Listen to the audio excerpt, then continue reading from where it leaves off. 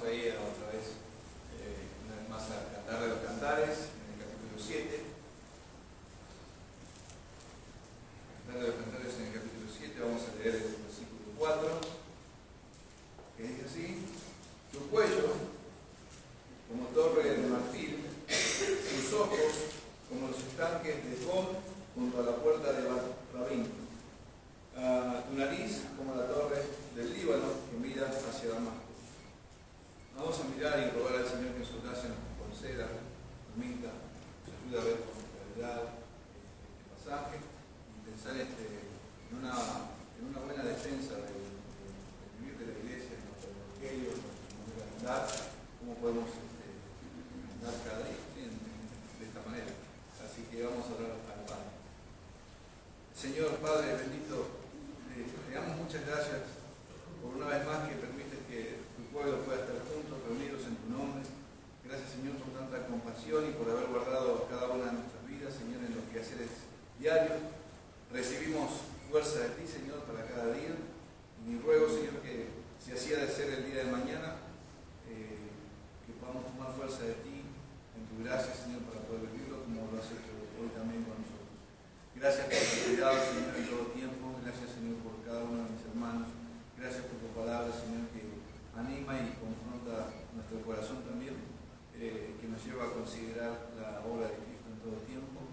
Y eso, Señor, te ruego que también estemos velando en todo momento, Señor, de poder examinar nuestro proceder, nuestro andar, a mirar tu palabra, Señor, y el carácter de nuestro Redentor. Gracias, Padre, por ello. Te pido la gracia y la sabiduría para compartir con mis hermanos. En nombre de Jesús. Amén. Bien, hermanos, ustedes, no sé si van a recordar, pero a modo de simple, un pequeño resumen, en el capítulo 3, en el versículo 3, habíamos visto acerca de, cuando dice, tus dos pechos como gemelos de gacela. Y recuerden que complementábamos este versículo con el capítulo 4, verso 5, cuando dice allí, tus dos pechos como gemelos de gacela que se apacientan entre lirios. Y la relación que encontramos en esto es que vimos a modo de título como esa nutrición sana de la iglesia, ese apacentar sano de la iglesia.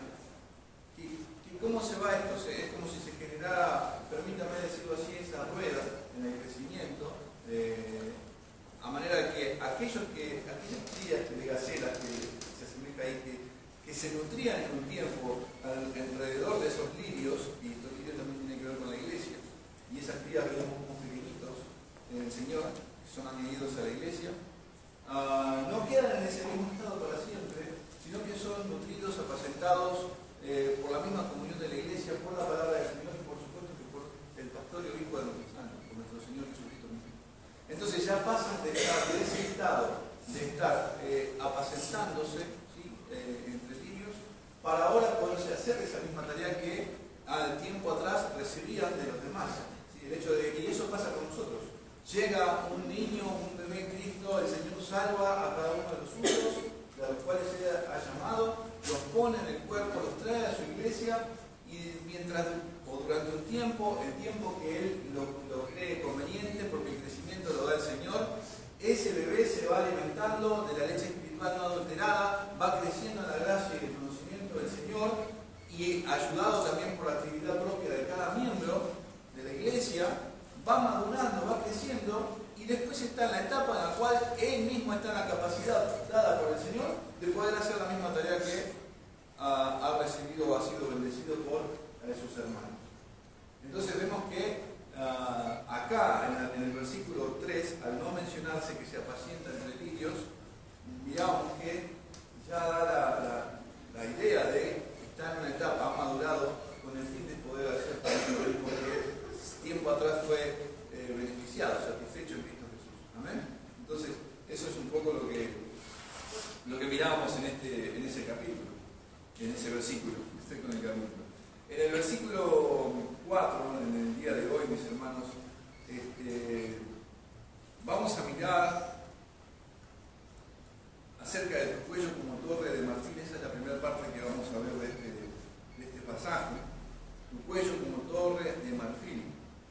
En el capítulo 4, en el versículo 4, también hay una descripción o hace alusión a esta parte del cuerpo, y dice: tu cuello como la torre de David, edificada para armería, 1000 escudos están colgados de ella, todos escudos de valientes. ¿Sí? En ese momento vimos cómo la iglesia tiene todo dado por el Señor, todo lo necesario, los medios de gracia, para llevar adelante su vida y hacer frente a todo aquello que atenta contra la intimidad de la iglesia, contra la vida sana de la iglesia, contra el evangelio mismo. Y la iglesia es columna y baluarte de la verdad y presenta defensa contra todo aquello que quiere perturbar. ¿Sí? Sin lugar a dudas, la promesa del Señor prevalece. ¿Sí? Las puertas del Hades no van a prevalecer contra la iglesia. La iglesia del Señor es sostenida, guardada por Él, pero en el día a día, mis hermanos, esta es la manera en la cual la iglesia lucha, presenta defensa, ¿sí? Con todas las herramientas, con todas las armas de nuestra milicia, dice Pablo, que no son carnales. Entonces, eso es lo que mirábamos en aquel momento, lo que se veía en aquel entonces. Y pienso en esto cuando Judas, en la epístola de Judas, dice que debemos contender ardientemente por la fe una vez dada a los santos. Miramos aquel entonces. No habla acerca de la contienda como se conoce hoy en día, como hoy en día muchos llevan a cabo, ¿no? Entonces muchos dicen ser sana doctrina, reformados, entonces ya el hecho de contender es publicar, de poder decir todo tipo de cosas, de poder ver quién tiene la razón, quién es mejor que otro. Eso no es contender por la fe, eso no tiene nada que ver con el hecho de lo que está diciendo Judas. Y después cuando Pedro dice que hay que presentar con mansedumbre la razón de la esperanza que hay en nosotros, sobre todo aquel que demande eso, aquel que quiera brindar en nosotros, habla de una vida santa, que también habla, y también puede compartir desde la palabra de Dios por el conocimiento que va adquiriendo en ella, de la verdad, y puede presentar una defensa del Evangelio, pero también lo hace con su manera de vivir. Entonces hay dos cosas que van juntas, y creo que esa es la manera en la cual la iglesia se defiende día a día, vive contra las acechanzas, contra los ataques del enemigo. Entonces, veíamos un poco de eso en aquel entonces, mis hermanos. Y siguiendo en la idea de la torre, vemos cómo la torre se construía antes para tener un panorama más amplio del lugar, del campo, del territorio que se iba a resguardar, con el fin de poder resguardarse del ataque del enemigo. Eso es lo que vamos a considerar un poco hoy, tenemos que tener en cuenta. Entonces se establecía un lugar bien resguardado y de esa manera se podía tener una vista bastante amplia de todo el lugar y se podía dar aviso, se podía cuidar y tomar ciertos tipos de medidas a fin de poder hacer frente a todos esos ataques. Y si pensamos en lo que dice acá tu cuello, si pensamos en el cuello, él está describiendo, recuerden que está describiendo a su amada. Yo quizás no fue muy poético lo que dije al principio, quizás estoy diciendo las cosas bastante tosco, ¿no? Pero él dice, mirá, y es otro tono, tu cuello es como la torre de marfil, un poco más romántico, ¿sí? Entonces, lo dice así, él mira a su esposa, mira cada parte de su cuerpo y le da una comparación, pero también nos lleva a pensar en la descripción que Cristo, cómo ve a su iglesia, qué es lo que Él hizo en su iglesia, qué es lo que Él derramó en su amada para que viviera en este mundo hasta que Él vuelva a buscarlo. Entonces, cuando habla la Escritura, mis hermanos, y la palabra que se usa acá en este pasaje para cuello, habla de cerviz, de la nuca, ¿sí? Habla de eso, y la palabra es, no sé si me va a salir, pero es tzadbar, dice así, y habla acerca de la parte posterior del cuello. Eso es lo que dice este pasaje cuando habla de esto. Y vamos a recordar que cuando se mencionaba este pasaje en las Escrituras, en el Antiguo Testamento, hablaba de cómo se quebraba el cuello, hablamos de esto con Leonardo, al asno, recuerdan, para redimir el primogénito, se quebraba el cuello del animal y moría. Y también es lo que se usaba para apoyar en los bueyes el yugo, ¿sí? Para hacer el trabajo del arado. Entonces era apoyado por acá, y eso es lo que tiene que ver la palabra que está usando el Señor acá en este pasaje. Entonces, hemos encontrado este versículo, esta palabra, directamente ustedes van a recordar, o vamos a ver en las Escrituras, que está asociado con lo que el Señor dice, ¿no? Este pueblo es un pueblo de dura cerviz. ¿Sí? Y eso está directamente relacionado con la desobediencia, con la rebeldía. ¿Sí? Eso es lo que nos enseña. Y consideremos esto, si pensamos en la tarea de un animal, hablaba de que, por ejemplo, cuando se ponía un yugo sobre un buey o lo que se usaba para arar, cuando un buey era rebelde, no estaba quieto y en el menor descuido se desviaba de lo que estaba haciendo, de la orden que le daba aquel que araba, y salía cualquier tipo de trabajo. O sea, no salía un trabajo derecho, no había algo recto, se hacía cualquier tipo de surco, ¿no? Entonces, esa es la tarea eso es lo que pasaba. Entonces, si trasladamos eso a nosotros también, mis hermanos, somos por naturaleza desobedientes delante de Dios. Así también el Señor hablaba del pueblo y decía, este pueblo es pueblo de dura cerviz. ¿Sí? Y si consideramos esto en el Antiguo Testamento, ya en Éxodo, en Deuteronomio, vamos a ver esto es lo que calificaba al pueblo de Israel cuando el Señor llama a Moisés y a Aarón para ir a buscar al pueblo delante que estaba esclavo. Una primera escritura, recuerdo que Moisés se presenta con Aarón para llamar al pueblo, y ahí cuando Faraón se enoja y dice, bueno, vamos a aumentar el trabajo del pueblo, porque están ociosos, ¿de acuerdo? Y la primera queja, lo primero que pasó cuando salieron ahí, se quejaron contra Moisés y Aarón. ¿Ven? Mejor que se hubiesen quedado callados, así estábamos tranquilos, y ya ahí empezamos a ver cómo afloraba esa característica que los va a marcar durante todo el peregrinar al pueblo de Israel. ¿Sí? Y después, si vamos a pensar en el tiempo que Moisés estaba en el monte con el Señor y estaban dando la ley al pueblo, el Señor le dice, mirá, bajá, porque este pueblo que sacaste de Egipto ya pronto se desviaron de los mandamientos que les di. Me hace pensar en la imagen de que está marcado el tramo para ir en el arado y se van desviando, y acá pasa lo mismo. El pueblo dice, yo les marqué estos mandamientos y el pueblo se está desviando, se está yendo. Entonces pronto se desviaron. ¿Por qué? Porque la inclinación de nuestro corazón, dice la Escritura, es de continuo solamente el mal. Entonces no había una permanencia en la obediencia al Señor, ya se veía constantemente esa inclinación, esa rebeldía, esa afinación a la palabra del Señor. Entonces le dice, se han apartado de mí, yo he visto, dice el versículo 9 del capítulo 32, por cierto que este pueblo es pueblo de dura cerviz. Y esta es la característica, es el prontuario, mis hermanos, con el cual cargábamos o carga el hombre durante todo su manera de vivir. Es un prontuario muy pesado, es lo que carga sobre sí y no lo quiere ni lo quiere sacar de sí mismo.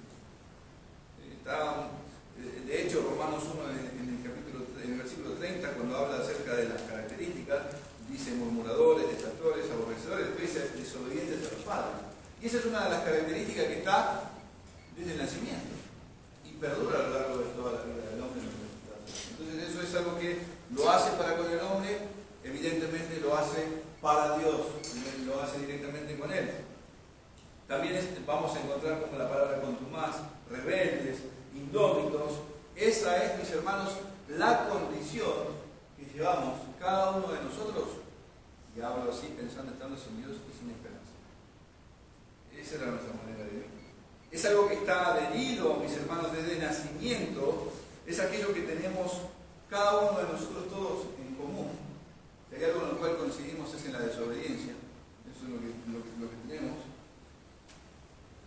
Y por más que pueda haber una salvedad mínima entre algunos de nosotros, decir, bueno, aquel no es tan desobediente, o sea, delante de Dios no hay una, bueno, aquel es menos desobediente y aquel es más. No, fuiste desobediente en lo mismo, estás culpable, estás mal delante de Dios. O sea, no es que por decir, bueno, yo no desobedecí tanto la ley, yo no desobedecí, mi comportamiento no fue tan malo. Estás mal delante del Señor, muy mal. Entonces, hay un problema. Entonces se nos aplica con toda razón de que somos de dura cerviz, un pueblo rebelde, un pueblo que no quiere o personas que se rebelan contra el Señor. Deuteronomio 10:16 dice: circuncidad pues el prepucio de vuestro no endurezcáis más vuestra cerviz. No endurezcáis más vuestra cerviz. Habla, y pienso, ¿no? ¿Cómo cambiar ese estado en cada uno de nosotros? ¿Cómo quitar aquello que es natural en mí? Me hace pensar en la pregunta que Jeremías plantea, ¿no? O lo que encontramos en Jeremías cuando dice, ¿mudará el etíope sus dientes? O el leopardo va a quitar sus manchas en sí. Entonces es como lo mismo acá. Si el Señor está diciendo, no endurezcan más su cerviz, no sean más rebeldes, no sean más desobedientes. Y traslademos eso a nosotros, pensar, ¿está esa capacidad en nosotros? Podríamos proponernos, si alguien dijera, bueno, yo me voy a proponer de ahora en más, no desobedecer más. Pero ¿qué pasa con todo lo que tengo atrás? Con todo lo que vengo atrás, que el Señor no olvida todas las cosas, porque fuimos creados para Él, para vivir para Él, en una obediencia perfecta, porque Él es digno, como bien cantábamos hoy, como se hablaba y se mencionaba, de darle la gloria en todo. Pero ¿qué garantía tengo de que de ahora en más, si yo me propongo hacer todas estas cosas, no voy a fallar en mis palabras y no voy a ser desobediente? Entonces hay una debilidad total en todo hombre, no puede obedecer, mis hermanos. Puede mantener una vida regulada, moralmente bien, pero no hay una obediencia perfecta a la manera en la que Dios demanda, a la manera que Dios quiere. No hay, mis hermanos.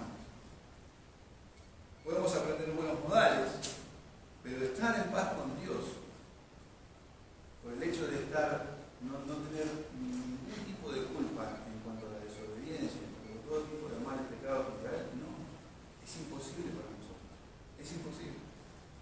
Mi cuello está tan endurecido para obedecer y lleva una pesada carga de pecado, el yugo del cual estoy sometido voluntariamente, no lo quiero, no puedo dejar. Y parece, mis hermanos, en todo esto, pensaba y miraba la condición de nosotros, parece que no hay vuelta atrás. Cuando a veces miramos la condición del hombre, parece, a nuestras respuestas humanas, parece no hay vuelta atrás. Hoy hablaba con una persona y me decía, mira, yo intento hacer el bien. Veo a otras personas que hacen esto y esto, me mencionaba algo, me decía, intento hacer esto y no me sale. Por ahí quizás me dice, duro 1 o 2 días tratando de hacer esto, pero después no me sale, no logro vivir como tiene que ser, como Dios manda. Se trataba de esa conversación. Y me llevaba a pensar en nuestra condición. Porque bien se compartía también hoy acerca de que todo lo bueno que pueda verse en nosotros se debe a la obra de nuestro Señor Jesucristo. Tiene que ver con Él. Y eso es lo que siempre decimos, eso es lo que siempre damos gracias, porque la obra, o todo lo que pueda verse en nosotros, viene por Él, es por Él, es a causa de Él.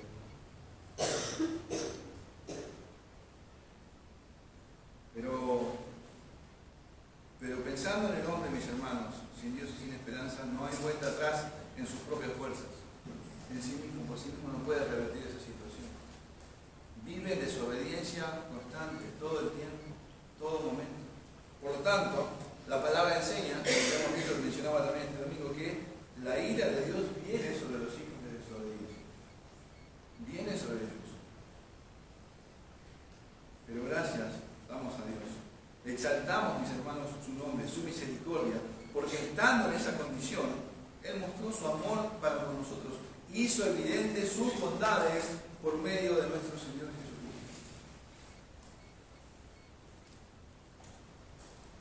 Él es el único que puede revertir la situación, y Él es el único que ha revertido la situación en cada uno de nosotros. Él es el único que hizo así.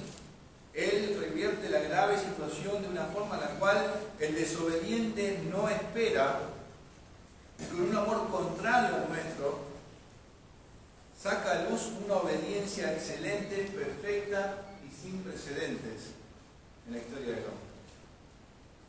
No encontramos a alguien tan obediente como nuestro Señor Jesucristo. No encontramos a alguien tan perfecto y tan precioso en su manera de andar como lo podemos ver en El Salvador. No encontramos. No hay otro como nuestro Señor. Si alguien nos dice a nosotros, mira, tenés que hacer esto, quizás nosotros lo vamos a hacer refunfuñando, fijándonos. Quizás lo hacemos porque hay un interés de por medio. Quizás lo hacemos porque el otro me dio algo y bueno, como lo hizo así, me trató bien, bueno, yo lo voy a hacer porque el otro lo hizo. Bueno, solamente por eso, porque lo merece de esa forma. Pero si pensáramos de que lo tenemos que hacer para el Señor, de corazón y con amor, de ninguna manera pasa eso por nosotros. No está la capacidad de poder hacerlo de esa manera, de esa forma. No está la intención tampoco de hacerlo. No existe eso en nuestro corazón. Por eso digo que Cristo revierte la situación. Encontramos en el Señor una obediencia de esta manera, que obedece a su Padre de todo corazón, con amor, de una forma perfecta y preciosa. En Jesús se habla de una obediencia sin igual, y es allí, mis hermanos, donde la palabra que encontramos en esta primera parte del versículo "tu cuello como torre de marfil", ahí es donde la palabra marfil le va a dar sentido a lo que estamos un poco hablando. Más allá de lo extravagante que pueda sonar la palabra del hecho de que se ha hecho una torre de marfil, si se puede edificar de esa forma esta estructura, esto que se ve acá, más allá de todo eso, mis hermanos, lo que se va a requerir, la cantidad de marfil que se va a requerir es muchísimo. Es muchísimo. Eso me llama la atención, porque para hacer algo así, habla de la necesidad de el marfil, es el diente de un elefante. Ese diente ¿y esto qué quiere decir? Que detrás de todo esto hay muerte. Yo me imagino, para no sé las dimensiones de una torre, yo me imagino algo inmenso, algo grande, porque para tener una amplia visión tiene que ser algo bastante grande. Pero para cubrir todo eso, para llegar a verlo así de esa forma tan preciosa, suave, blanca, que se la puede llegar a uno, se puede llegar a imaginar esa torre así de esa forma, y él está haciendo una comparación. Pero para si es que existió eso, por detrás de todo eso tuvo que haber muerte. Tuvo que haber muerte. Y eso nos tiene que llevar a considerar, mis hermanos, a la obra de nuestro Señor Jesucristo. Porque si a nosotros se nos llamaba desobedientes, de dura cerviz, si cada uno de nosotros estaba sobre nosotros esa característica, y eso es lo que prevalecía en nosotros, con lo cual se nos distinguía, la obra de nuestro Señor Jesucristo, su obediencia, mis hermanos, lo que Él hizo, la obra que Él hizo, y con una obediencia perfecta, la negación a sí mismo, es lo que nos va a dar vida a nosotros, es lo que nos lleva a mirar a la iglesia hoy en día y hace esa comparación y dice, mirá, tu cuello es como esto, tu obediencia es como esto. Pero se debe a la obra de Cristo, a su entrega, a su negación, a su muerte. Él mismo se dio, mis hermanos, totalmente a la obra del Padre, a la voluntad del Padre, para que hoy se pueda ver en la iglesia una obediencia perfecta, preciosa, como esa escultura con la cual es comparada el cuello de la mano. No hay otra manera de poder llegar a describir de esta forma a no ser por la obra de nuestro Señor Jesús. ¿Por qué? Dice Filipenses 2:8, y estando en la condición del hombre, se humilló a sí mismo haciéndose obediente hasta la muerte y muerte de cruz. Es una de lo que podemos ver acerca de nuestro Señor. Su obediencia, mis hermanos. El que no conoció pecado, aquel que no conoció pecado por nosotros fue hecho pecado. Y aunque era hijo, por lo que padeció, aprendió la obediencia y habiendo sido perfeccionado vino a ser autor de eterna salvación para todos los que le obedecen. Después, Romanos capítulo 5. Así que, versículos 18 y 19, como por la transgresión de uno vino la condenación a todos los hombres, de la misma manera por la justicia de uno vino a todos los hombres la justificación de vida, porque así como por la desobediencia de un hombre los muchos fueron constituidos pecadores, así también por la obediencia de uno los muchos serán constituidos justos.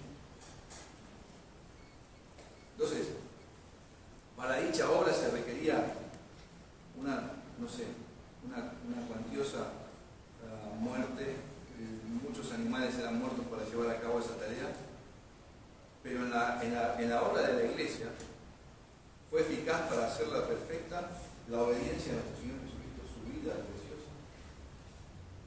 Uno solo.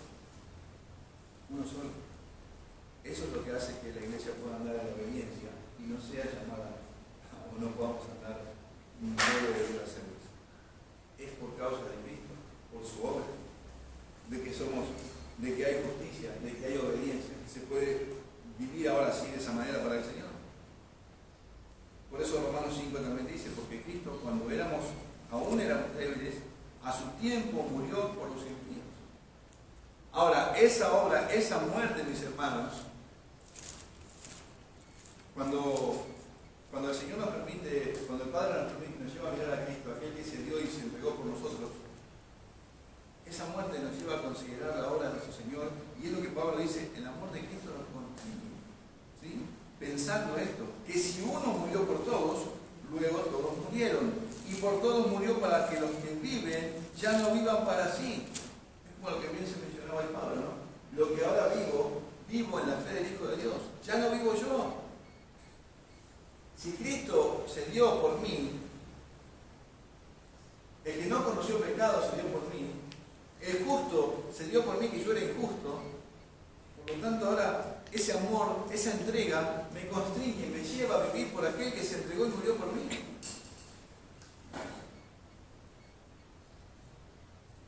¿Por qué dice?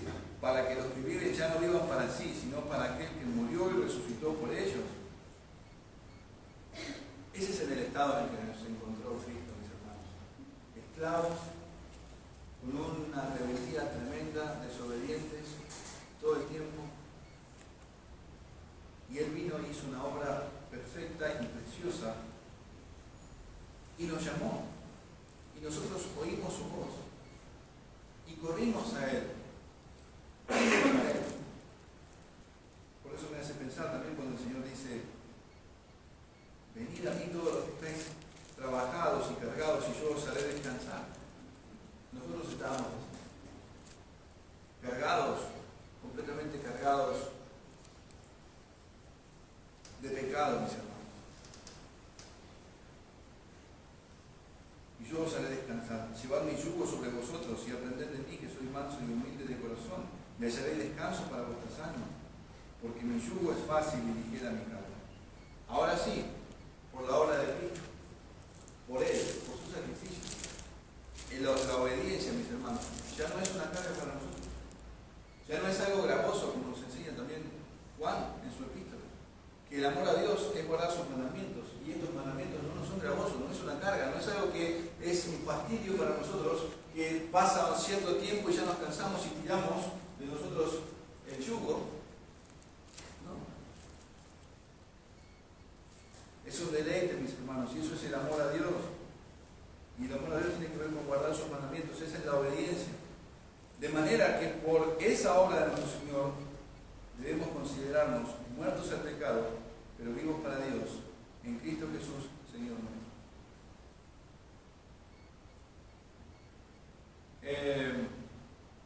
El versículo continúa, acá en Cantares, en el versículo, la segunda parte de este pasaje dice: tus ojos, como los estanques de Hebrón, junto a la puerta de Bat Rabim. Bueno, los ojos, él los compara con va a nombrar este lugar, y dicen que en este lugar estaba, a las puertas de este lugar estaban unos parques, como, no sé si decir parque, es como son estanques artificiales, ¿sí? Eran estanques artificiales. Por lo tanto, había quietud, no era un agua que estaba en turbulencias o corriente, sino que era transparente, se podía mirar al fondo de este lugar, y eso es lo que dicen algunos historiadores o comentaristas acerca de esto, ¿sí? Entonces es que se podía ver el fondo, y esto nos lleva a pensar, tiene que llevarnos a considerar, mis hermanos, que si de alguna manera se podría ver a nosotros mismos, nuestro interior, no vamos a encontrar que había toda esta pureza en nuestros ojos, o pensar, nuestra manera de ver las cosas, estaba todo contaminado. Ahí sí había turbulencia, ahí sí había todo tipo de inquietud y no se podía ver con claridad todo lo que decíamos, ¿sí? O sea, en el sentido de que no había nada transparente, todo era podrido, oscuro, tinieblas, y las motivaciones de nuestro corazón, nuestro andar, nuestros pensamientos, nuestra manera de ver las cosas, de pensar, todo era contrario a la manera que Dios ve las cosas. Todo era contrario. O sea, no había una manera de decir, bueno, todo era turbio en nosotros mismos. Hoy se mencionaba que los impíos andan en tinieblas y no saben en qué tropiezan, ¿sí? Más la senda de los justos es como la aurora que va en aumento. Entonces, nuestra manera de vivir sin Dios y sin esperanza, considerando la anterior, la vida sin Dios, era así.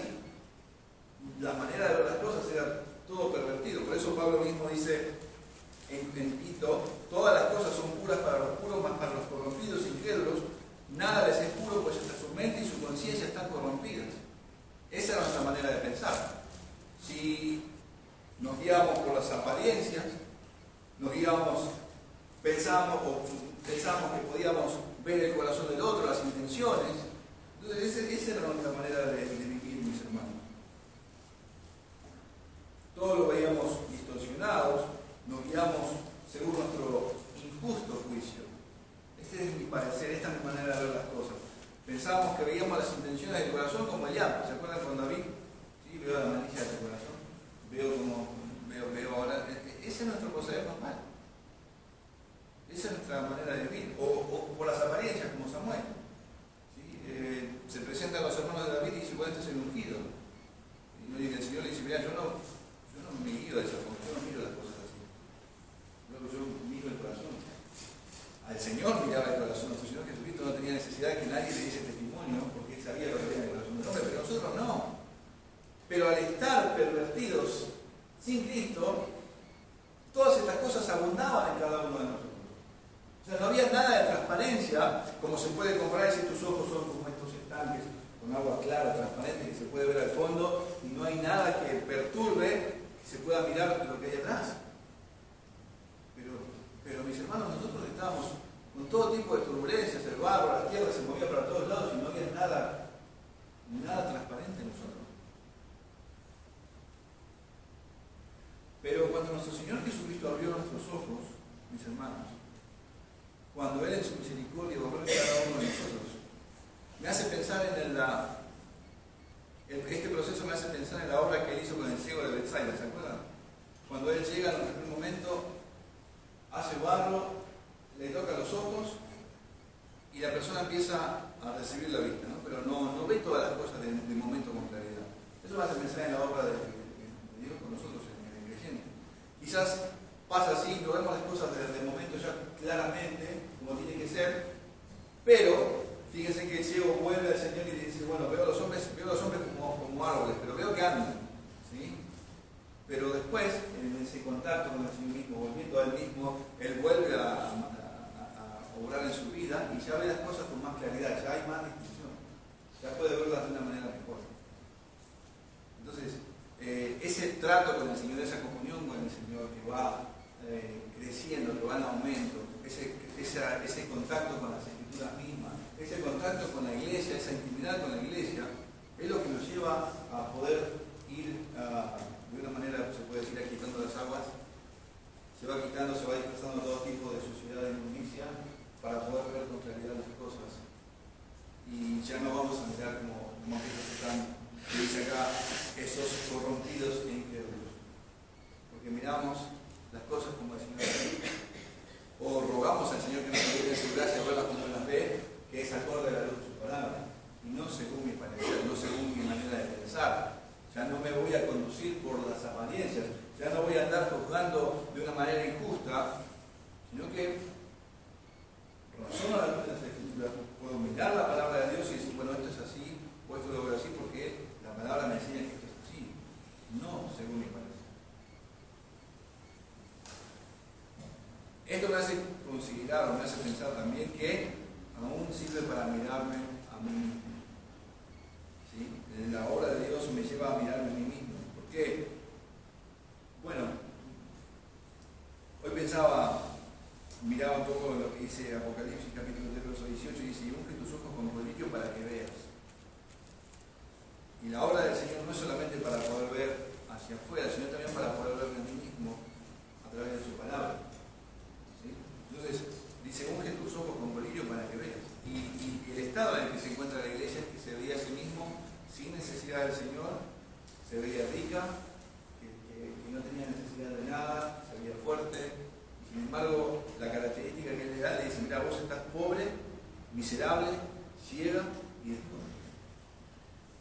Y muchas veces nosotros debemos pensar, o llegamos a la conclusión, viendo que somos falibles, que nos encontramos en esa condición. Y necesitamos, mis hermanos, necesitamos del Señor, de la luz de su palabra, para poder ver con claridad las cosas y poder cuidarnos de nosotros mismos unos a otros. Porque a veces pensamos que estamos en una condición en la cual no es. Nos engañamos a nosotros mismos pensando de que estamos siendo así, que estamos bien. No, para mí yo voy a esto porque creo que es así, lo veo de esta manera, creo que esto es correcto. Pero las escrituras mismas nos enseñan que hay caminos que al hombre le parecen caminos de vida o un buen camino, y su fin es un camino de la muerte.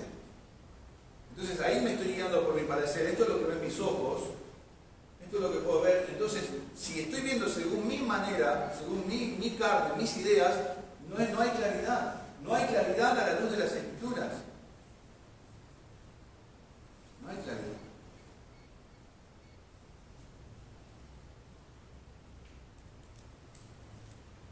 Sin embargo, veo aún en las escrituras, leemos el Salmo cuando dice tu siervo, además, hablando de los beneficios de la misma palabra, cómo hace que esto pueda verse con esta claridad y esta transparencia. La necesidad, dice tu siervo, además es amonestado por ellos, en guardarlos hay grande galardón. ¿Quién podrá entender sus propios errores? Y él le dice, líbrame de los que me son ocultos.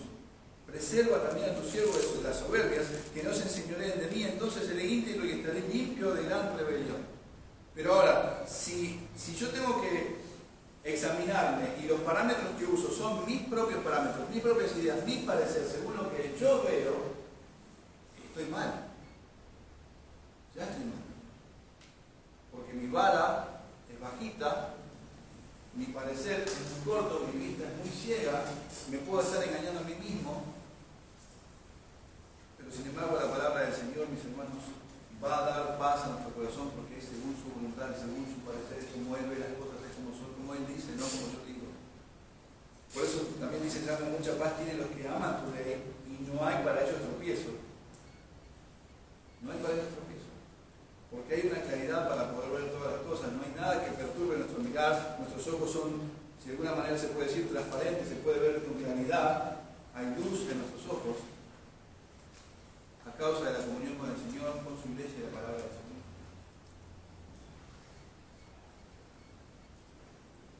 Sigo en un ejemplo de Salmos, examíname, oh Dios, y conoce mi corazón, pruébame y conoce mis pensamientos, y ve si hay camino de perversidad y guíame en el camino eterno.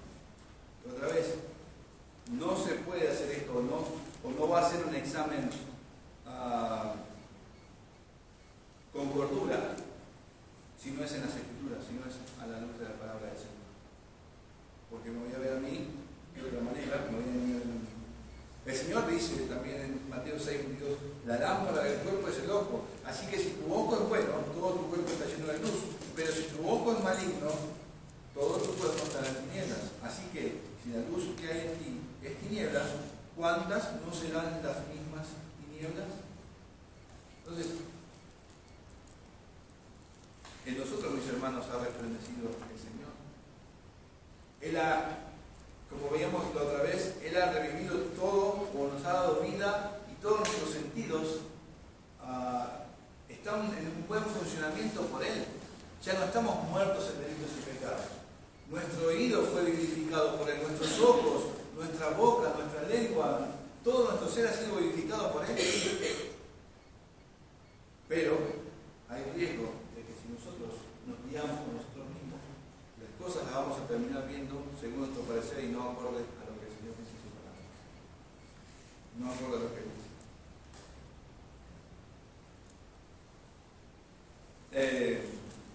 Ahí mismo mismo continúa la tercera parte de este versículo, que es el versículo 4. Dice, tu nariz como la torre del Líbano que mira hacia Damasco. ¿Sí? Esto es lo que dice esta parte. Entonces, hablamos de esta torre, no está ubicada en las tierras de, vamos a decir así, en el mapa político de Israel. Esto pertenece al Líbano, ¿sí? Estaba un poquito más arriba, ahí estaban Tiro y Sidón, y vamos a hacer una cuenta, acá está el Líbano y acá estaba Damasco, y acá abajo está todo Israel. Entonces, Damasco tiene que ver con los sirios, y los sirios constantemente eran vistos como una amenaza. Entonces, estas torres generalmente servían, como les hablaba en un principio, para esta defensa de estos enemigos. Otra vez estamos hablando de lo mismo. Veamos que la primera torre tiene que ver con ese cuello que se compara con la torre de marfil, tiene que ver con una obediencia. Acá está hablando de un vigía, alguien que está atento a las acechanzas del enemigo, ¿sí? Que mira hacia Damasco. Entonces, esto nos tiene que llevar a considerar que tenemos que estar velando, atentos en todo aquello que se levanta como una acechanza hacia la iglesia. Hacia la iglesia. Hacia las sanas palabras de nuestro Señor Jesucristo.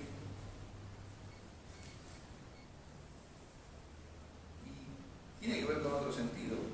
Acá está en el medio de la nariz. No quiero decir algo que está fuera de lugar, pero vieron que a veces usamos la palabra que escuchamos algo y inmediatamente decimos esto me huele mal. Acá pasa algo, porque ya conociendo al Señor, conociendo su palabra, teniendo el trato con Él diariamente, vemos cómo es el andar del Señor, cómo es el andar de la iglesia. Estamos en un contacto con la verdad. Pero cuando se presenta una situación con la cual dice, esto no tiene nada que ver con el Señor, esto no es acorde al Evangelio de nuestro Señor Jesucristo, me hace pensar en otro sentido que está siendo ejercitado por causa de la misma palabra del Señor. Entonces, es una torre de defensa, y esto me hace pensar en 1 Juan capítulo 4, verso 1, cuando dice, amados, no creáis a todo espíritu, sino probad los espíritus que son de Dios, porque muchos falsos profetas han salido por el mundo. ¿Sí? Y tiene que ver también con eso. Poder discernir los espíritus habla de poder escuchar a aquel que está hablando, y si lo que está diciendo es acorde a la palabra del Señor o no. Eso me hace pensar en los hermanos de Berea, que eran más nobles que los de Tesalónica, que escudriñaban diligentemente cada vez que escuchaban predicar a Pablo. Entonces ellos estaban atentos a lo que se decía y comprobaban con las escrituras y decían, sí, es verdad, es cierto esto. Eso lo tienen que llevar a considerar este pasaje, mis hermanos. Pablo le dice a los hermanos en Tesalónica, no os dejéis mover fácilmente de vuestro modo de pensar, ni os conturbéis ni por espíritu, ni por palabra, ni por carta, como si fuera nuestra. Antes éramos niños fluctuantes, dice Efesios, o para que no seamos niños fluctuantes, se estableció un orden en la iglesia. Antes éramos llevados por todo viento de doctrina para cualquier lugar. Pero ahora, teniendo la capacidad dada por el Señor de poder discernir a la luz de las Escrituras si esto es acorde o no a la voluntad del Señor, ya no estamos en las mismas condiciones, mis hermanos, como antes. Ahora se puede uno cuidar, puede mirar y decir, che, esto es cierto lo que está diciendo esta persona. Se puede discernir los espíritus, uno puede hablar y decir, no, mira, la palabra del Señor me dice esto. La palabra del Señor me dice acá, yo hago esto porque lo dice así la palabra de Dios. Entonces ya no hay, bueno, sí, dijiste esto, bueno, está bien, lo acepto. No, pará, está diciendo esto y no concuerda con las sanas palabras del Señor. Entonces, está ese discernimiento, mis hermanos, está esa atención en medio de su iglesia para poder discernir todo aquello que amenaza, atenta en la vida de la comunión de los santos.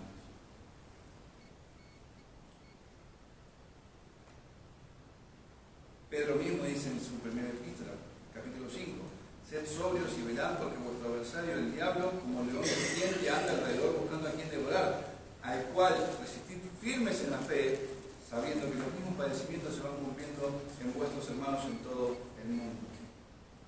Y habla de velar. Y resistir firme en la fe tiene que ver, como lo que se mencionaba también hoy, acerca de esa fe del Hijo de Dios, una fe que es acorde a la palabra del Señor, no según mi manera de pensar, de vivir. Entonces, si consideramos las torres, la última torre me habla de estar velando, de una defensa, de estar atento. La primera me hablaba de obediencia. Entonces, mis hermanos, la mejor defensa que puede vivir o podemos andar cada uno de nosotros está relacionado con la obediencia al Señor. Es lo mejor que podemos, o vamos a decir así, lo mejor que puede haber en cada uno de nosotros. Estar tranquilos y en paz de que nuestra manera de andar es acorde a la voluntad del Señor y no según mi parecer. Primera de Pedro, capítulo 4. Primera de Pedro, capítulo 4.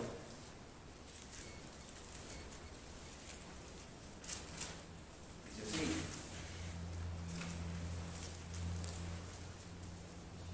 En el versículo 14 dice: si sois recuperados por el nombre de Cristo, sois bienaventurados, porque el glorioso Espíritu de Dios reposa sobre vosotros. Ciertamente de parte de ellos Él es blasfemado, pero por vosotros es glorificado. Así que ninguno de vosotros padezca como homicida, o ladrón, o malhechor, o por entremeterse en lo ajeno. Pero si alguno padece como cristiano, no se avergüence, sino glorifique a Dios por ello. Entonces, mis hermanos, vuelvo a lo mismo. ¿Cómo vamos a defender el Evangelio día a día? ¿Cómo es que presentamos esa defensa, como les hablaba en un principio? Y tiene que ver con la obediencia, es nuestra manera de vivir. El hecho de poder estar meditando en la palabra del Señor, en comunión con Él, la comunión con los santos. No hay otra manera. Esto es mucho mejor que muchas palabras. Es mejor que muchas palabras. Entonces, alguien puede llenarse sus labios de muchas cosas, pero la manera de vivir habla mucho más. Habla mucho más. Entonces, vuelvo a lo mismo. Una buena defensa, pienso, mis hermanos, y veo la luz de las Escrituras, está en la obediencia, por amor al Señor. Y Él hizo la obra en nosotros. Él es el que hizo la obra en cada uno de nosotros para poder vivir así. En amor, obedeciéndole a la casa. ¿Amén? Y para poder ver las cosas a la luz de Él y no según nuestro parecer. Así que vamos a orar al Señor, rogando su gracia para poder vivir cada día en amor, en obediencia, y también que todo aquel que está sin Dios y sin esperanza pueda venir a Cristo y buscar a Él socorro, al verse a todo aquel que está esclavizado del pecado puede ser libre por la obra de Cristo. No hay otra manera de poder ser libre que no ser por Él. Oremos. Señor Dios, Señor Jesús, te damos gracias, Padre, por tu cuidado, por tu compasión. Te damos gracias por la obra que has hecho en medio nuestro, en tu iglesia. De ver, Señor, cómo estábamos cada uno inmersos en la desobediencia, nuestra manera de ver las cosas tan oscura, en tinieblas, Señor. Y hoy en día, Señor,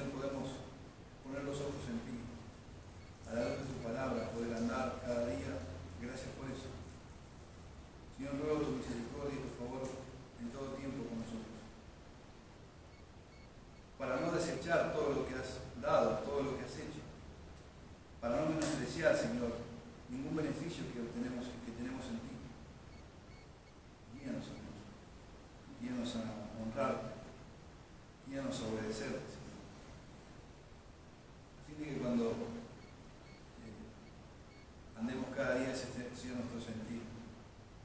Yo hago esto porque es agradable a mi Señor, vivo así porque esto es acorde a su voluntad, tomo esta determinación porque esto es